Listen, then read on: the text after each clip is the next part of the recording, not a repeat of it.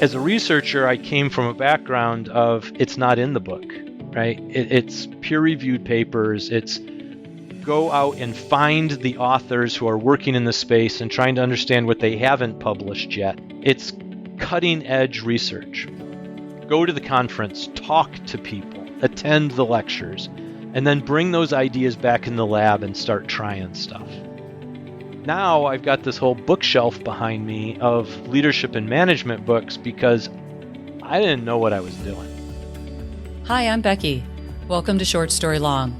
In this podcast, we discuss ways you can integrate who you are into how you lead. You know, people can surprise you. Your leader may see something in you that you are unable to see for yourself. Maybe it's about giving constructive feedback, or maybe it's the career track you never actually considered. My guest today had a decision to make, and not much time to make it. His boss offered an opportunity to develop an entirely new expertise. He was hearing an option that diverged from technical plans and aspirations that he'd always had. The fork in the road lay ahead, and he had to choose a direction. The moment reshaped his perspective and his path of success. My guest today is Scott Hanton. Scott is a seasoned problem solver with 30 years of experience in industrial analytical chemistry and a proven track record of leadership and business success. He has combined scientific expertise with people leadership and organizational management to drive high achievement through employee engagement and effective team development.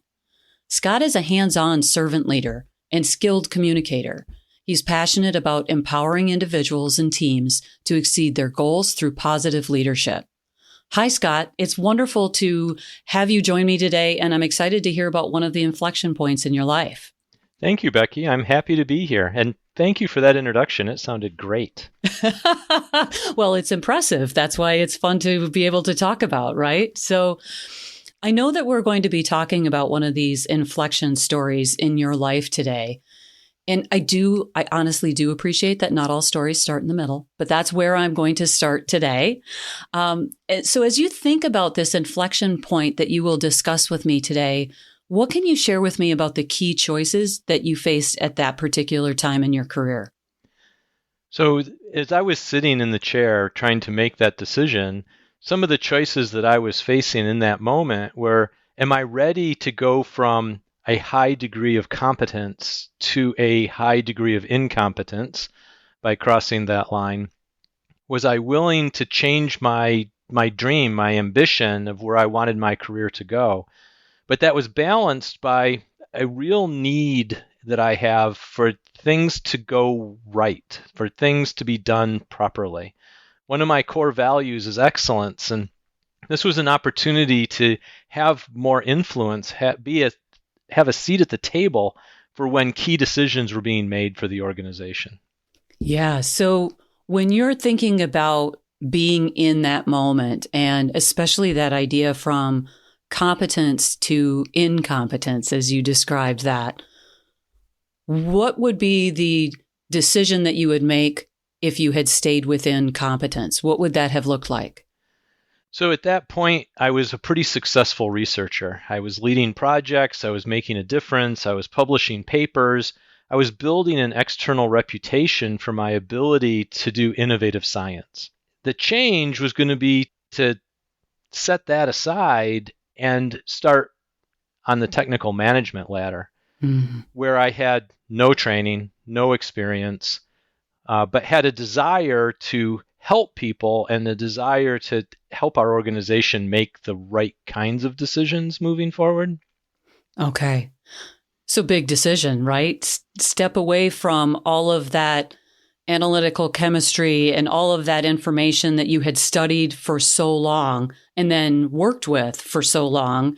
And hey, let's hang out with people instead of being in the lab. The choice looked like math, numbers, data, control, going to people, communication, herding cats, right? It was that sort of transition. Yeah. It's a wonder that you had to sit there and contemplate that at all. It must have felt perfectly obvious at the time. It did feel obvious at the time, but that's part of the story. So when we get to the beginning, we'll talk about that part. Yeah. So let's go back to the beginning, right? So what was happening for you from a technical perspective that even created this opportunity to make this choice? So it didn't quite happen like that. It wasn't a choice that I pursued. It wasn't a choice that I initiated.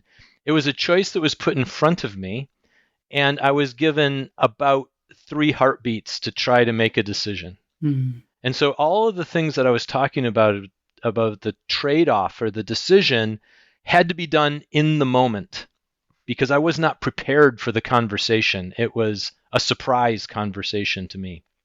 Okay. So when you think about the technical career that you had at that point in time, how are you feeling about your role and how you fit into the organization within that role? So I had started slowly in my career. Of all of my peer group, I was the last one to get promoted. So it felt like I was playing catch up. But at this point that we're heading to this transition, I felt like I had finally learned how to do this kind of work effectively. I had caught up to my peers. I had gotten some responsibility for bigger and more important projects. I'd had some success on publishing peer-reviewed journal articles, posters, and orals at key conferences.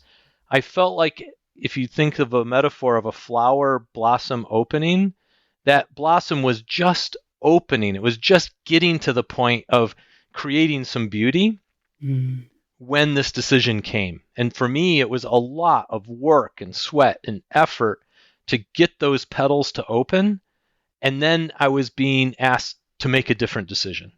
Yeah, that image of that flower really stands out in my mind. I mean, it's like full of color and full of energy when I think about that. How much had you ever even thought about moving into a management track even later in your career? The thought never really crossed my mind. I was committed to this research opportunity, and the company that I worked for had 2 different advancement tracks. It was a technical track and a management track, and I had my eyes set on a particular goal on the technical track, and I wasn't shy about it. I talked to my supervisor about it. I talked to my peers. I was getting some mentoring from some more senior researchers, and they were helping me build a resume that would give me the credentials that I needed to achieve those goals of a high level on that research track. And I was starting to have the success in the lab to justify advancement on that track. And that success was a combination of doing interesting science, but I'm in the business world, right? So it's connecting the results of the interesting science with things that the company could make money from. Right. And I was figuring that out. I had come out of school with a PhD, and I was relatively secure in my ability to do creative research.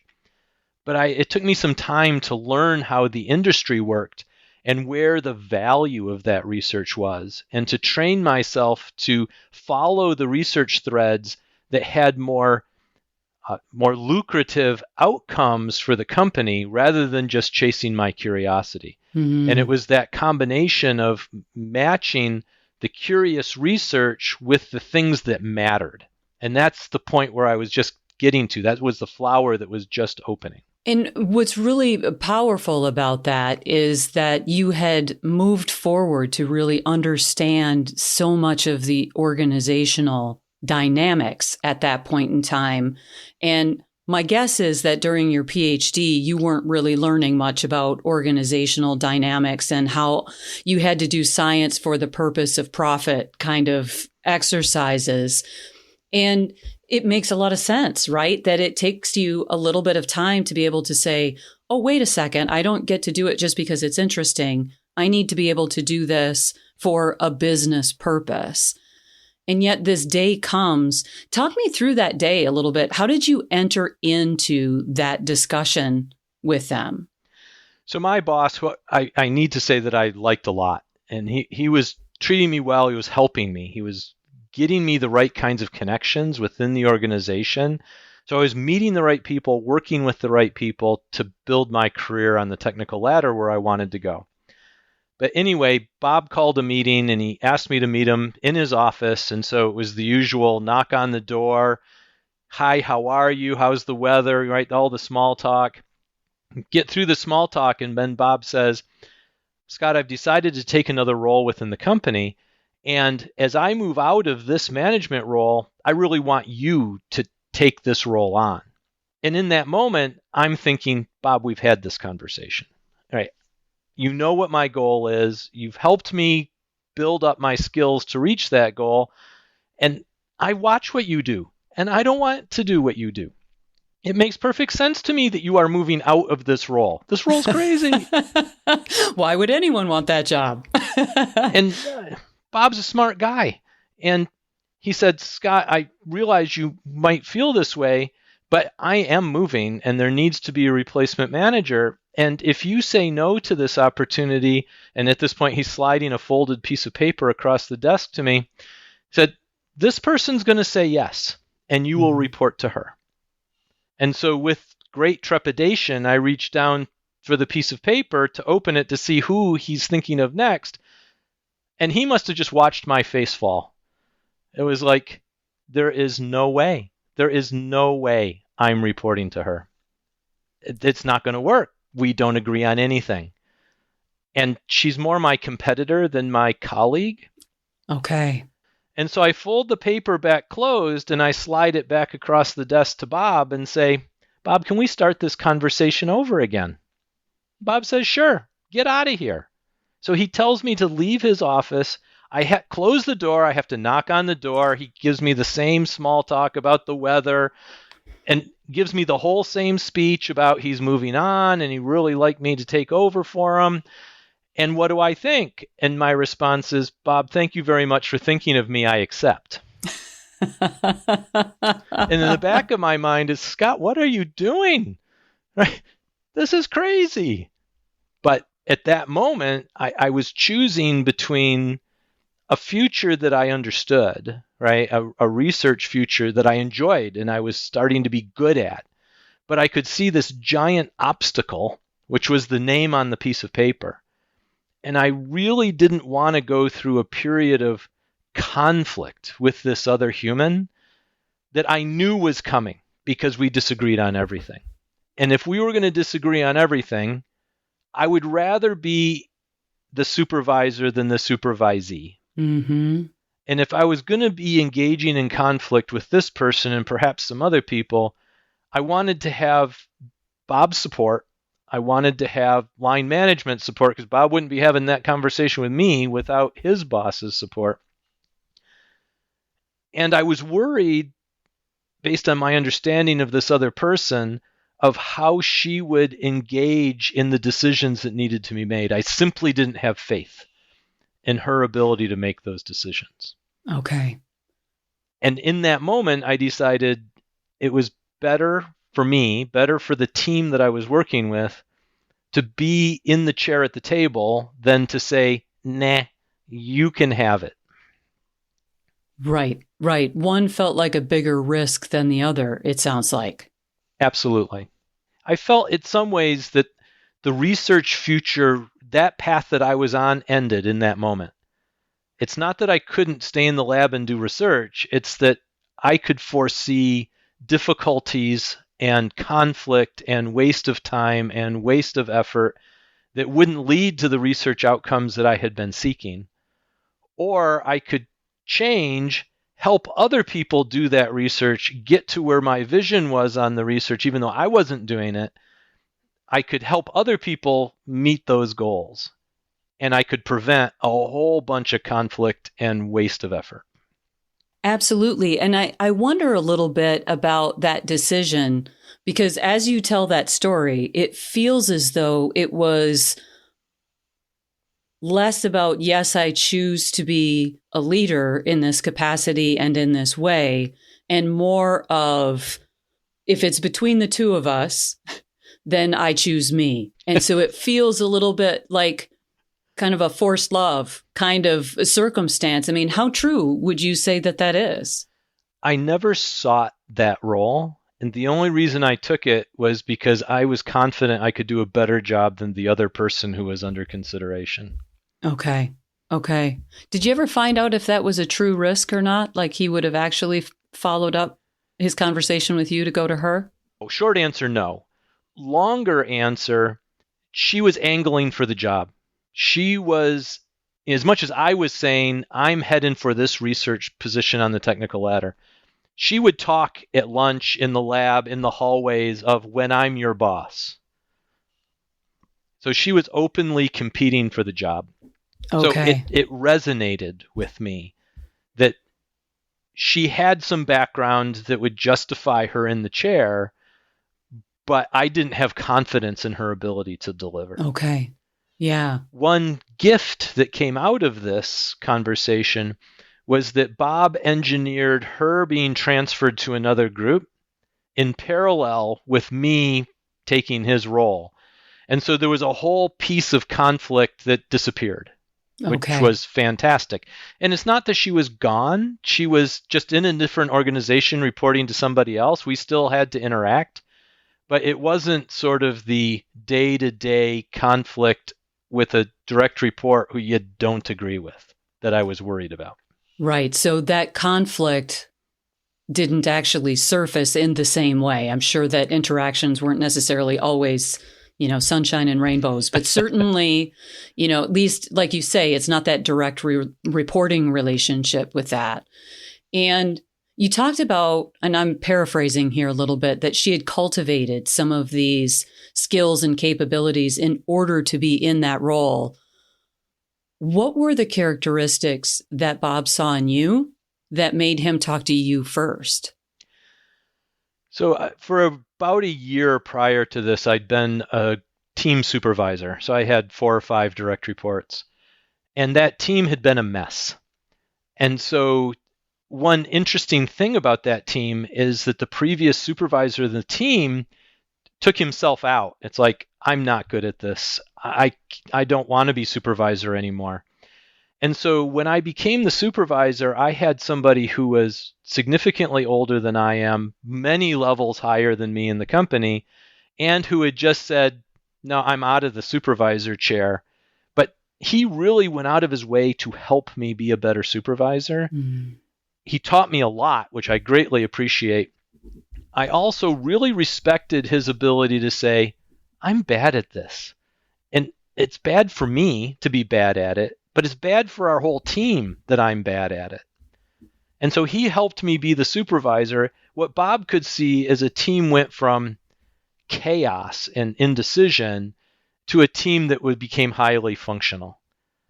And so I think the things that Bob saw in me were a directness in communication that I'm pretty good at, the ability to be pretty organized about what I'm trying to accomplish, and an openness to listen to everybody on the team. I think Bob was really worried that the previous supervisor and I were going to butt heads because we're both strong personalities, but the opposite occurred. We became really good friends. Dave was his name, the previous supervisor, and there were days where Dave would come into my office, close the door, and say, that staff meeting we just had, that didn't go well. And here's what I saw. And I was able to accept that feedback, thank Dave for it, do it differently the next time. Mm. And I'm sure that Dave was talking to Bob about my development as a leader, and the fact that I could accept feedback, could make changes, could own up to my mistakes, could settle this team were all things that Bob saw. Okay. Yeah, that's fantastic, actually, that you were able to demonstrate that in a way that it was up and down, was familiar with that strategy and with that insight. One of the options that you didn't talk about, and especially, I guess, if you had all of the 3 seconds to be able to make the decision, but what were your thoughts about whether you stay with that company or not? So I had gone down that path previously. A couple of years before, I said I was the last in my cohort to get promoted. Mm-hmm. And at that time, I had a super toxic boss. And so advice to your listeners, when you are having dreams about how to hide the body, it's time to make a change. Yes, because those dreams might come into reality and the orange suit doesn't generally feel that great. Yeah. So I had explored external options. I'd prepared a resume. I'd even gone out and done interviews. And what I found was that the opportunities I had within the company that I had, if I could just jettison the toxic boss, that there were really good opportunities there. I liked the company. I liked where we lived. My wife had good opportunities at that time. It was just one problem, which was the toxic supervisor. And so with the help of a colleague, and Paula was great. She gets all the credit for getting us from under the toxic supervisor, but she engineered the right conversations with senior management to demonstrate the truth of what was happening inside our team. Okay. And jumping on Paula's coattails, we were able to get out from under the toxic supervisor. And so things were looking pretty good. I was happy with where the company was going. I was really happy with my close colleagues. The work in the mass spec group that I was working in was really blossoming and doing great. So it was time to change careers, but it wasn't time to change companies. Absolutely. And that's such a powerful thing too, that recognition of I'm actually with a good organization. There's good potential and good possibility for me here. And so often we're afraid to take the interview because we think, that means I'm leaving. Well, no, it actually could be the impetus for staying. It's an information gathering process. It's not necessarily, I'll take the first train. Thank you very much. Right. And I think that's powerful. So thank you for sharing that. So as we think about that quick decision and shifting into that management role, it can be a bit of a struggle going from an individual contributor, even a team supervisor, into managing the team. And like you said, you liked Bob. So I'm guessing that others on the team may have liked Bob as well. So you're also stepping in to replace or fill the shoes of someone who's been respected and cared for. How was that adjustment for you? So there's good news and bad news there, right? The good news was that Bob had given me a pretty stable team. He'd done a good job as a technical manager, and he had sorted out a number of different problems. So that was great. On the minus side, there were people who were more senior than me who had a hard time reporting to somebody who was younger than them with less experience than them. And so there were some members of the team who were like, I don't really need to talk to you. Yeah, you're the boss, but you haven't earned my respect. So there was some of that going on. There was also another group of senior people who, and this time I won't use any names, senior people who were never my friend, never had time of day for me, would not return my calls, wouldn't help me, who were suddenly in my office every other day trying to figure out how they could help. And I didn't have any time for them. Surprise, surprise, right? So I spent my effort trying to win the respect of the entire team. And you do that through a whole variety of things. But, being humble and honest and authentic and curious, all the sorts of parts of my personality, all of those things helped me win the respect of the people that I wanted the respect of. What were some of the things that you found yourself doing in order to show that you had the characteristics that they could trust?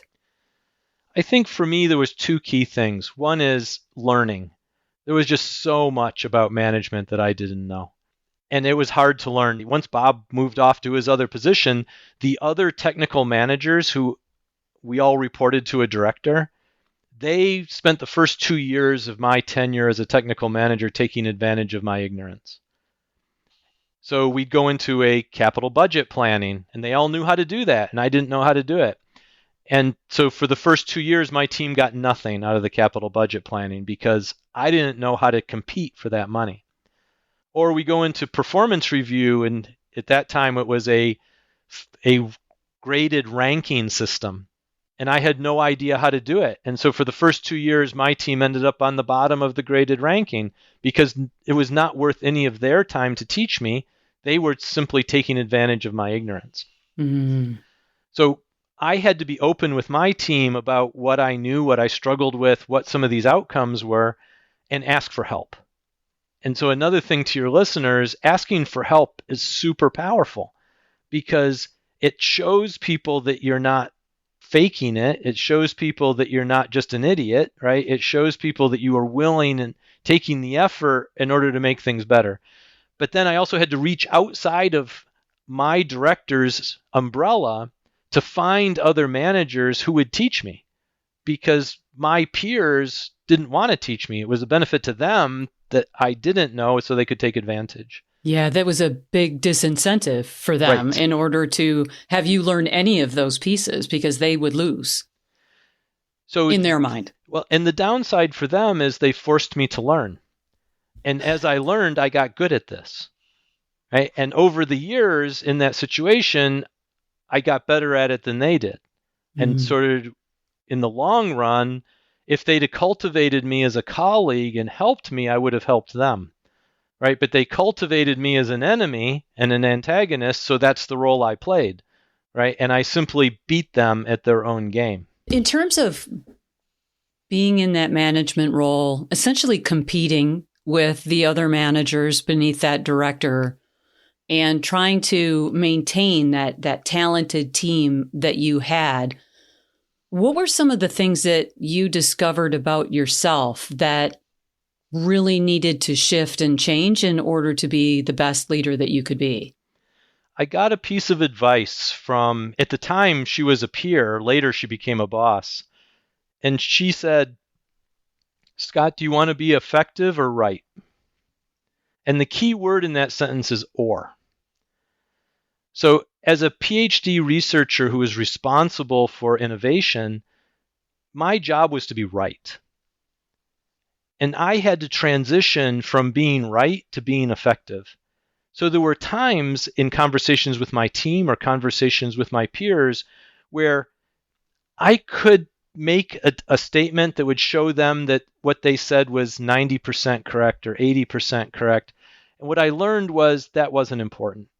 If we were going in the right direction and we were making the right decisions, then those subtle differences weren't as important as us being effective and us making the right decisions.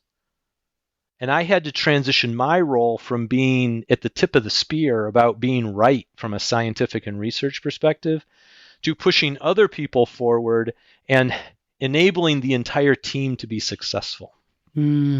Yeah, that had to be quite the feedback to receive, because there's a bit of an implication in there that you're even conceding to now, that people might have seen you trying to push that idea of I'm right, I know I'm right, just do what I say kind of perspective.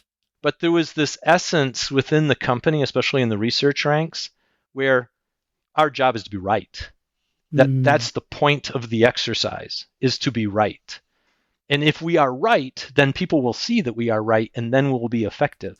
Yeah. And so that's sort of how I grew up within the company. And I needed Sherry to sort of whisper in my ear and say, there's another way to do this that might be better. Right. And maybe even easier. And I wonder, as you have now had much more experience in terms of the management and leadership ranks, what are two of the things that you think have really changed about who you are as a person and as a leader in that time? I think I am far better now through my years as a leader at listening. I've always been curious. I've always been motivated to learn, but I'm a much better active listener now, trying to really understand what that other person is trying to say and trying to glean where are the jewels of what they're trying to share with me that I can take in and assimilate and use in some effective way. Where before, yeah, I worked in teams, but I had my own action items. I had my own responsibilities. And listening was, it was something that we had to do, but it had to become a core skill as a leader and a manager. I think the other thing that really changed was what I was learning. So as a researcher, I came from a background of it's not in the book, right? It's peer-reviewed papers. It's go out and find the authors who are working in the space and trying to understand what they haven't published yet. It's cutting-edge research. Go to the conference, talk to people, attend the lectures, and then bring those ideas back in the lab and start trying stuff. Now I've got this whole bookshelf behind me of leadership and management books because I didn't know what I was doing. And I had to go figure out where this knowledge was and read and learn in a completely different space. Mm-hmm. Yeah, it's so interesting to me how many people I talk to, because I do work with so many who have technical backgrounds. And what I hear is they didn't teach this in my program. No. And the fact is, as I've sat with that and I've thought about that over time, I mean, I was in business school and I don't really remember them teaching me how to manage. It was all much more high level leadership, philosophical research kinds of things, right? And there's so much that we have to learn while we're on the ground, and making those mistakes and having people guide us and give us the information that we don't have so we don't find ourselves on the bottom with that. I guess I'm kind of curious, as you think about yourself as a leader now, what is it that you are focused on that you want to continue to learn? So one of my favorite quotes comes from Peter Drucker, the management guru. And he says, management is doing things right, and leadership is doing the right things. And I'm interested in both of those. So from a management perspective, can we get the operations and the process to deliver the desired outcomes? Can we do, in the science role, is our quality program working properly? Is our safety program working properly? Are we executing standardized testing in a standardized way? Are we delivering the output that our customer, stakeholder, colleague needs from us? But there's also the leadership side of, are we doing the right things? And for me, there's two avenues there. They're both heavily people-oriented, but a lot of doing the right things is making the right decisions about people. So are we hiring the right people? Are we keeping the right people? Are we developing, promoting, retaining the right people? But also, do we have the right strategy? And so I think a lot about, how do we get the right people in the right place to do the right thing to deliver the strategy? So I'm thinking from the grassroots of, how do I help people be successful? And then from the organizational perspective of, where are we trying to go? What is success? And when I can put those two things and overlap them, then that feels really good. It makes me happy. Yeah, absolutely. No, I can appreciate that. One other question that I guess I have is, as you look back on that day now, how do you feel about the choice you made? I'm happy with the choice that I made. So for me, Bob saw something in me that I never saw in myself. And I'm a big believer in helping people recognize their strengths and act on their strengths. And as a manager, I do that all the time. Right? I'm trying to surface somebody's strengths and help them be successful. And in hindsight, that's what Bob did. He surfaced a strength that I wasn't even aware of that changed the whole course of my career. Yeah, I have a bunch of peer-reviewed papers, and people who care about the details of polymer mass spectrometry can find the papers that I've written. And it's a small crowd, a good, friendly crowd, but a small crowd. But I never would have learned, I wouldn't have read all these books. I wouldn't have learned all of this about people leadership and people management. And the career that I have now as the editorial director at LabX Media Group, I never would have come here. I never would have had this opportunity if I hadn't said yes then. Mm-hmm. And I love what I'm doing now. And it's a much bigger way to impact the scientific enterprise by teaching lab managers how to be more successful, which is in essence is what I do now. Yeah, absolutely. No, that's fantastic. And I really appreciate your story here today. And certainly, there are pieces of it that you and I have talked about before, and yet I continue to learn even more from you as we talked here today. So thanks a lot, Scott, for coming in. I wonder if there's anything else that I didn't ask you that you would want to be able to share with the listeners today. So one thing you didn't ask me was, what sort of foundation was I building this transition to management to? And so it wasn't zero. So if I look back on my personal history, I had opportunities to learn and execute leadership throughout my life. So for example, I was a senior patrol leader in a Boy Scout troop, right? And there's leadership needs there. I was a 4-year officer in our church youth group, which meant that I had to make decisions to help that leadership group proceed. I was the captain of a track team in high school. Other students relied on me to help them navigate being an athlete, being a student, the ups and the downs of the athletic pursuits. I co-organized with a friend, a soccer team in college that went out and competed and recruited players that had never played before.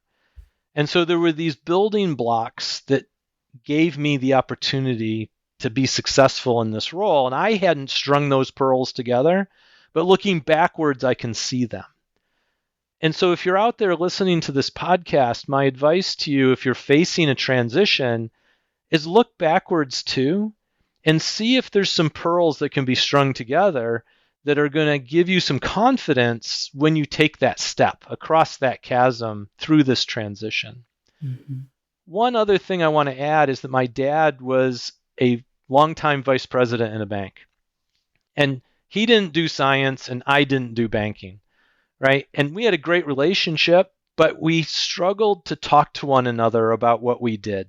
When I did my PhD, he said, "I'm going to read your whole thesis." And I said, "Okay, let me know if you need a hand." And he came back about a month later and said, "I got to page 2 and I can't go any farther." And I said, "Okay, thanks for trying." But once I got promoted to this manager role, I had a whole new set of questions for him.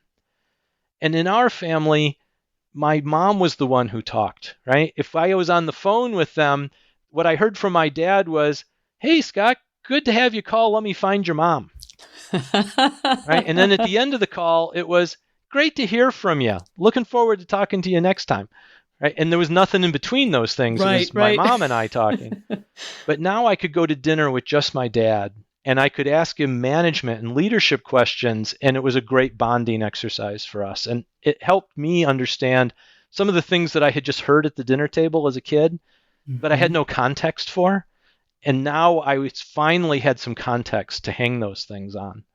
And so part of this transition also brought me closer to my dad, which was wonderful. Yeah, that's beautiful. And I wonder, as Bob was talking to you or thinking about talking to you, how many of those foundational pieces that while he didn't necessarily know all of those foundations, but he might have seen some of the impacts on how you interacted with people, even if you weren't in this role at that point in time. And I really love that you were able to bond with your dad in a different way and to be able to have that moment, because those relationships can be so powerful for us. So once again, I just want to thank you so very much for coming on the podcast today and sharing your story and your learnings and your experience. So appreciate you very much, Scott. Thank you, Becky. It was a pleasure to be here. You made this easy, and I'll recommend to others, if they have the opportunity, to come join you. I want to thank Scott for sharing the story of his inflection point. What were the strengths that resonated with you as he shared his experience? A key aspect in each of my interviews is that moment of change, the inflection point.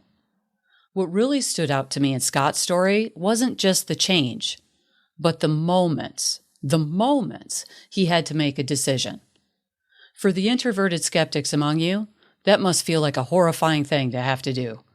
Most of you tell me you want time to process, a chance to sit with the decision and walk through what it means for you.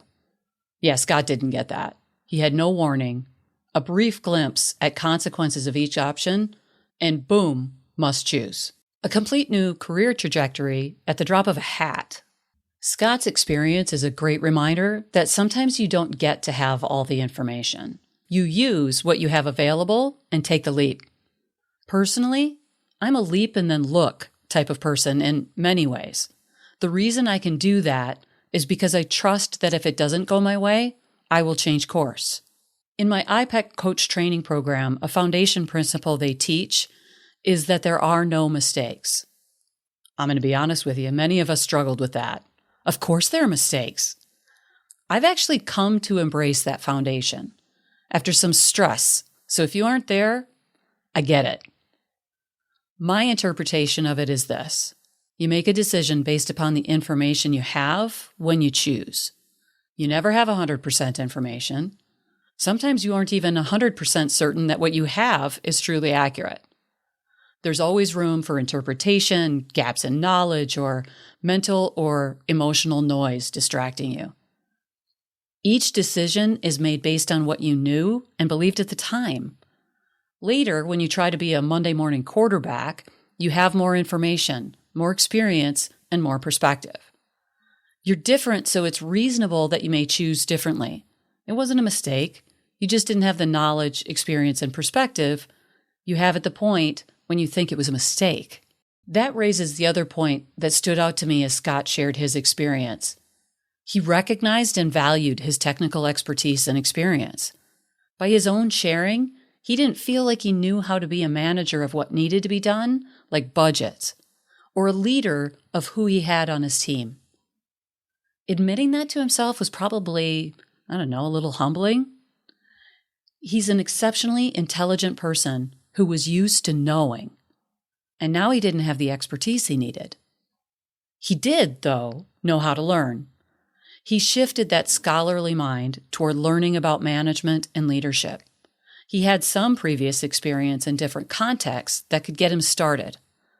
He also tapped into mentors, educators, and other resources to master what he didn't yet understand. Scott also learned from the leadership he had experienced from others. The things we love, or love to hate, about our leaders are often very powerful teachers. My favorite part of the story is the connection Scott was able to make with his father. The relationship changed because they had a point of connection. Sometimes those are complicated to find, whether it's with family, colleagues, or others. As humans, we are social creatures seeking connections with fellow human beings. Scott's story shows us that even when we have a plan, there may be big changes that happen. We may have time to deliberate, and we may not.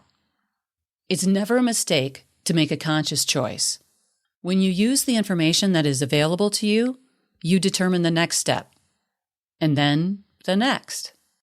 Maybe you're interested in connecting with Scott, and you can find his LinkedIn address in the show notes. Let him know you heard his story on our podcast. I know he's a powerful mentor, teacher, and leader, and could offer really great insights for you. Thanks for listening. If you found this episode helpful, share it with someone who could benefit from it. Until next time, I'm Becky Fraser, reminding you to integrate who you are with how you lead. Okay, bye.